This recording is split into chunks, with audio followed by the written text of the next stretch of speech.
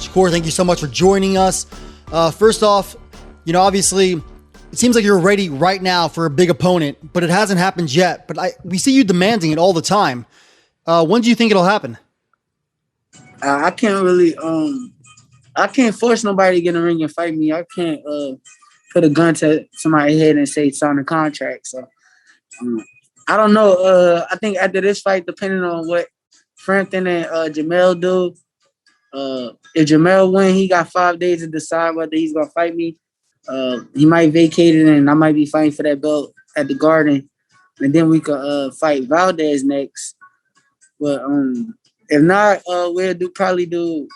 If Frampton win, we'll probably fight Frampton in Ireland, and then after that, I got a belt, and then go fight with Valdez. Either way, we looking for Valdez. Valdez the fight I've been wanting. Valdez the fight that I want. I could have. I really wanted this fight next, but I guess there's a lot of business going on with it, and they saying want me to get a belt and make it a bigger fight and all that kind of stuff. But if it was up to me, I'd be fighting Valdez next. Is the expectation, Shakur, that Herring would vacate? Why would he do that? I don't know. That's a question for Herring. I think that he said his team was looking for big opportunities at 135. So let me ask. Yeah, I mean, look, we speaking strictly as a boxing fan here, we sat there and watched a Top Rank show when Oscar Valdez so impressively defeated Miguel Burchell, and you were there. You're sitting ringside. You're watching the fight even closer than we were on television. And they almost turned it into somewhat of a show where, it was very clear that you and Valdez seemed to be on this collision course. How in the world is it off track now with you having to fight someone else in June? I think it's more off track because I think they want me to get a belt. I'm not sure. I done asked several times.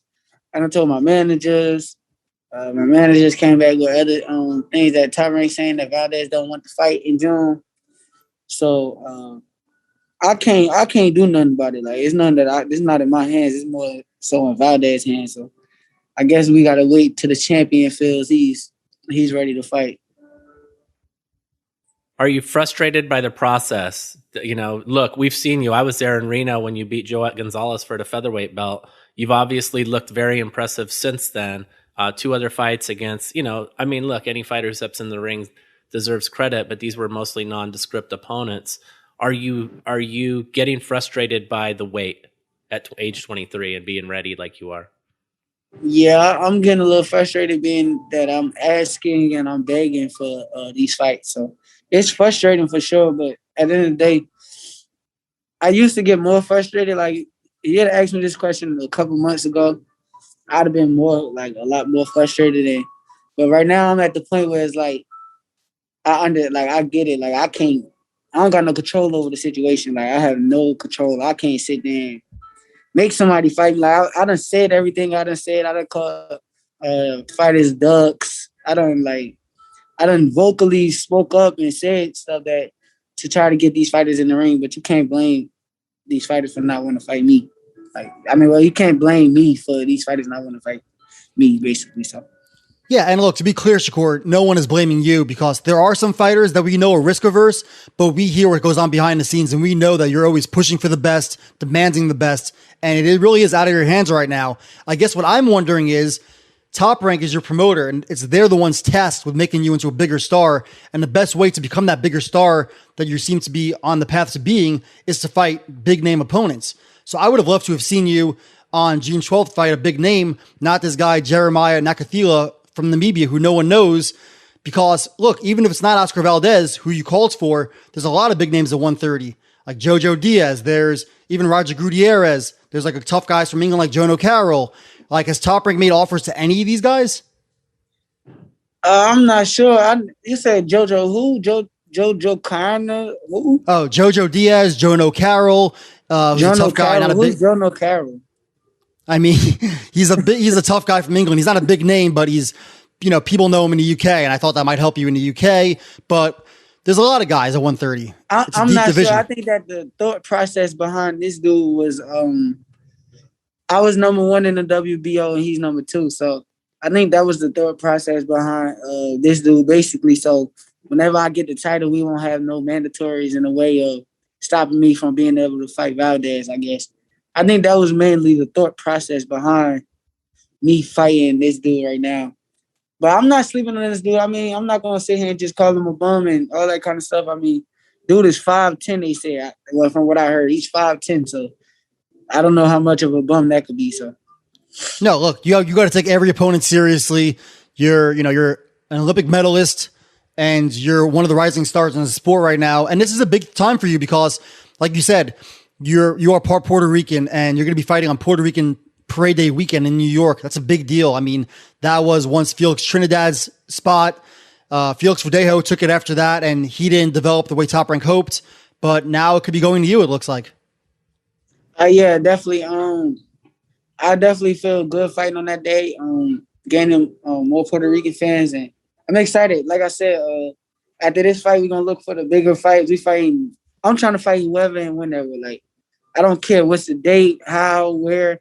I done told people how to go to their hometowns that from other countries, and I can't control like what's going on. Like I'm gonna keep saying it. Like I can't sit back and stress over not having the big fights that I want when the big fighters is like, no, we're not gonna fight Shakur. So that's really my main thing right now. Like, I'm just trying to stay focused and stay locked in, because it will come a time where I'll be a cash cow and they'll all be knocking at my door, lining up in the line, asking for the big payday that they need. So we'll just sit back and wait for that.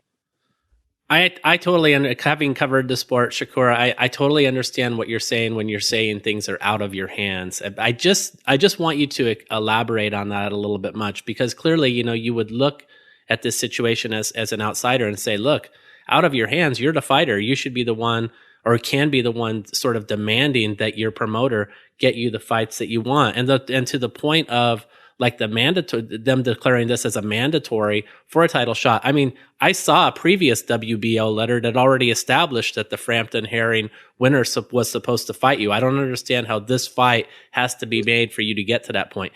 Do you raise those questions, and what do they say in response when you say like, hey man, this isn't good enough for me?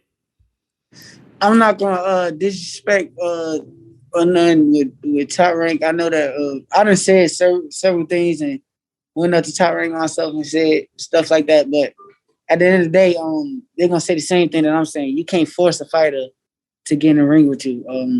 You can't force a fighter to say, you know what, I'm gonna sign a contract and I'm gonna fight you.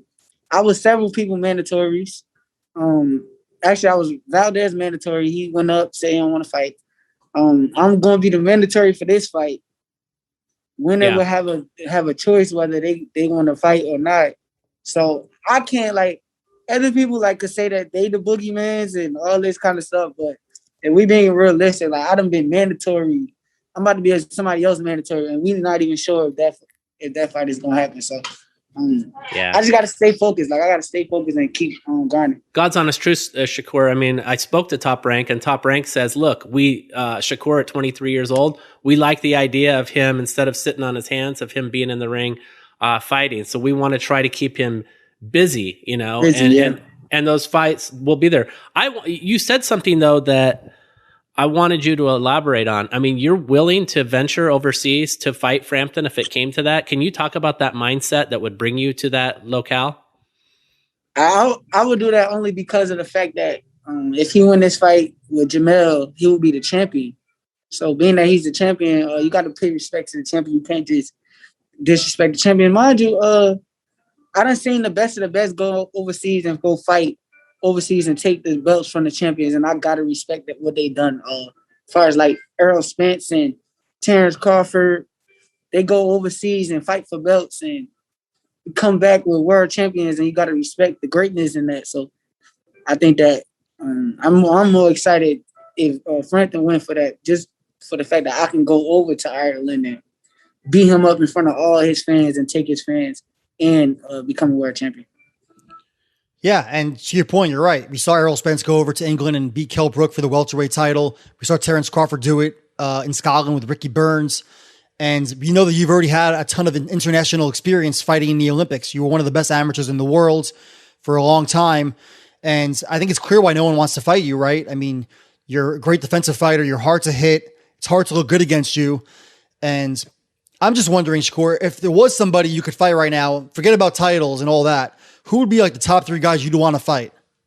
I think right now my only mindset is my mind is on one person. I think me and Valdez would be a big fight, being that he performed the way that he performed with Burchell. And he showed boxing skills. He showed grit. He showed a lot of stuff in that fight. And I think that the world respecting him, and I just feel like being that he done earned their respect. I think that is now time for me and him to have a big fight. So, and you're right. And that's what's so frustrating as a boxing fan, because this sport could be so great. And we see it happen with the UFC all the time. And you versus Valdez right now, coming off that victory against Burchell, to do it on Puerto Rican Parade Day weekend in New York, that would be a massive fight that ESPN would certainly get behind and promote the hell out of. You would do a big rating, and you'd be favored to win that fight, and then you'd be on your springboard off to stardom after that. So if it's not going to happen in June, I really hope it can happen for you sooner than later. Yeah, I agree with you. I can't, like I said, I can't say and elaborate too much on it because it's, you feel me, it's not in my control. It's in Oscar Valdez's control. He's the champion. The ball is in his court, and whenever the time comes, I'm gonna beat him up too. But like I said, I've been trying for the big fights. Even this fight, what's that dude that JoJo Diaz just fought? Shavkat Rakhimov. Yeah, and he fought a good fight with JoJo, and we even tried to get him for the IBF title just to see if we could skip a little bit in line. And I guess he's so focused on somebody that he's fighting already. Like I think it's some Japanese guy. Yeah, some Japanese guy that he's fighting already. He's so focused on him that he not really gonna give me the opportunity, or they not gonna give me the opportunity to skip the line and make it happen. So I can't, like I said, I can't control what's going on. As in with JoJo Diaz, we don't even know if he can make 130 now. Like, I don't know, is he still a 130 pounder? He says he's staying there. Okay, cool. Well, if that fight was on the line, I would definitely be willing to fight JoJo Diaz. I don't duck no challenge. I'm with all the smoke. In the meantime, Shakur, you're going to be dealing with this fight in June. I mean, the thing is in watching your ability, you're just such a pure talent. You can tell, how dedicated you have been over the years with your grandfather, leading the way or guiding your career. What is it about, you at this point that you are still working to develop? How can Shakur Stevenson be any better than he is right now? I mean, it comes with age and all that kind of stuff, but I think now I'm just working on my power and sitting down, and I think my power been getting a lot better since I first started pro and till now. But I just want to keep getting stronger and stronger, sharper and better and better. Like, I want to be at a level where I feel like Floyd Mayweather was at a certain point in his career where he was just so good that it just was, I don't know, it's just certain things that he was doing. Like, it's just the levels to it. And I just know that it's still more for me to get better. So I'm still working on that, and I'm still in the gym and putting in more and more work. Yeah, I mean, right now you said the reason I was thinking about this is you told us that you're in Louisiana watching an amateur tournament. When you think about yourself at that young age and the fact that you have become a world champion, who's standing as this. I think you're definitely in the top 5 of best fighters age 25 or younger right now in the world of boxing. How proud are you? I'm number one. Okay. I'm number one. I love it. How proud are you of yourself? And when you reflect on how far you've come, what's your immediate thoughts about that? I mean, I definitely feel good, like being out here and seeing like some of the amateurs and all that kind of stuff. It makes me feel good knowing that I was brought up in the right system, and now where I'm at is like I'm at a whole different level. Like, just watching it is like thinking about myself years back is like I was nowhere near as good as what I know now, how talented I am now, and all the stuff that I know right now at this moment I didn't know back then. So it feels good knowing that. And like I said, I'm just trying to keep getting better and better. I'm still nowhere near where I want to be at. Yeah, and look, Shakur, you already had a title at 126. You're now fighting at 130 and chasing a title there, and we've already seen you get a lot stronger physically and just in your appearance. You're a lot bigger now. How far do you see yourself going up in weight? I probably could get to like 147. I think that when I grow like in weight, I think that my skills is gonna carry like me to do the weight classes. So it don't really like matter how big I get because I'm gonna be so skillful that I can fight at certain weight classes with no problem at all. So I think that I should be okay to get probably to like 147. I thought it was very interesting, Shakur. We had Carl Frampton on Friday, and he was talking about not only his fight with Herring, but about what lies before him after that. And you know what he said? He said that when if he fights you, he expects to be the underdog. That was startling. You're talking about a 3-division champion at that point, a veteran fighter, expecting to be an underdog against a 23-year-old Shakur Stevenson. What's your takeaway of that? I think that he knows he know what I'm capable of, and he know that how good I am. So I think that he respect my game. I think that Frampton is like a real dude. You got to respect Frampton too, because he's like a real person. He's not like one of them dudes who give you like a certain character or a certain image and lie about certain things that he say. When he talk in the media, he speaks on the real stuff. Like he speaks on, okay, if I lose to Jamel, I'll retire or all that kind of stuff. Like he a real dude. So you got to respect him. He don't lie to himself. He know that if me and him was to fight, in his brain, his mentality got to be an underdog mentality because I'm so talented and so good that he knows what level it is. That's all I'm saying.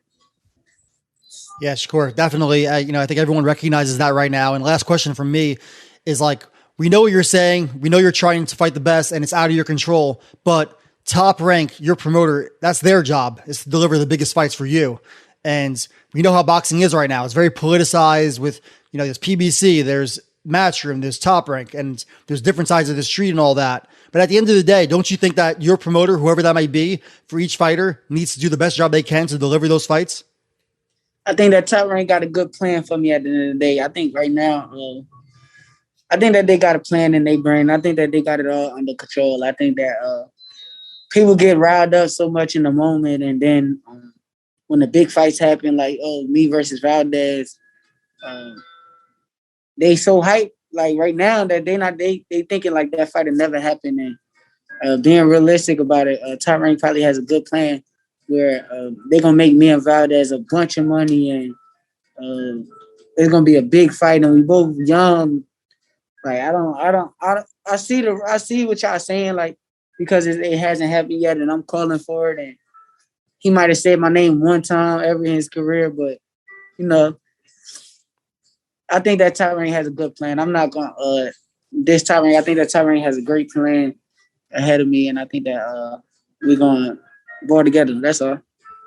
Honestly, Shakur, I think the words that you just expressed are the words of a veteran. Where do you get that patience from to be able to kind of yield and say, like, I trust in my people to make this happen for me? Where does that come from? I think that I think I got a lot older now. Like, I think that before, like, you'd have asked me these same questions 2-3 years ago, I promise you I'd have been mad and sitting here frustrated and thinking about, like, I want to fight. Like, that's all I'd be thinking about. But at the end of the day, I'm starting to understand business. I'm starting to understand life, and I'm starting to get more patient now. Like, I understand that that I really do want the Valdez fight bad. Like, I really mean that. With everything that I'm saying, I mean it. But I know that he just became a champion. He just went at the toughest dude in the division. Why go after the first, the other toughest dude in the division? Like, he know how good I am too. Like, he know right after Butchell, he's not thinking about fighting Shakur. Like, so I just put everything in perspective now. Like, I know that I know how to be patient. I know that that fight is gonna happen. I know it ain't going nowhere. Long as he stay on top of his game, I'm gonna be on top of my game. That's all. No doubt. Shakur, thank you so much. Really appreciate the time. We look forward to seeing you on June 12th on ESPN as you headline on Puerto Rican Parade Day weekend in New York City. Thank you. Appreciate it.